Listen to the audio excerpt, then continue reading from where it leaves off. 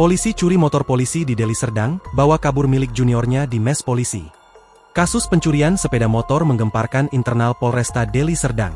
Mirisnya, aksi pencurian ini melibatkan sesama anggota polisi yang bertugas di satuan yang sama.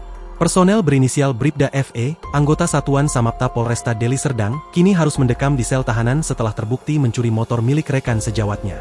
Pelaku ditangkap oleh tim Satreskrim setelah sempat menghilang usai melancarkan aksinya di area barak kepolisian. Diketahui, aksi pencurian ini menimpa Bribda AS, yang merupakan junior dari pelaku di Satuan Samapta.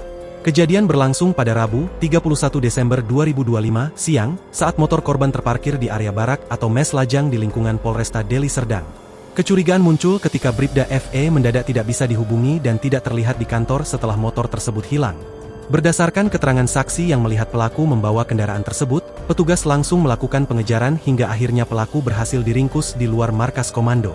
2 hari lalu dia ditangkap, jadi setelah melarikan sepeda motor dia nggak nampak lagi dan nggak bisa dihubungi, tapi ada yang nampak dia yang bawa makanya dicari dan ditangkap di luar, ujar salah satu personel yang meminta identitasnya dirahasiakan. Kamis, 8 Januari 2026.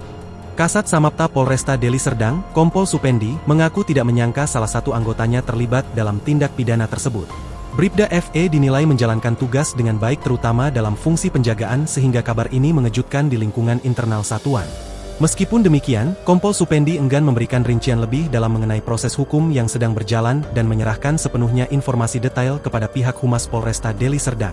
Saat ini, Bribda FE telah ditahan di sel Satreskrim Polresta Deli Serdang untuk menjalani pemeriksaan lebih lanjut. Pihak kepolisian masih terus mendalami motif di balik aksi nekat pelaku yang mencuri kendaraan rekan sekantornya sendiri. Tim penyidik tengah melakukan pengembangan guna menemukan keberadaan sepeda motor milik korban yang hingga kini dilaporkan belum ditemukan. Kasat Reskrim Polresta Deli Serdang, Kompol Rizky Akbar, belum memberikan keterangan terkait pencarian barang bukti maupun pasal yang akan disangkakan.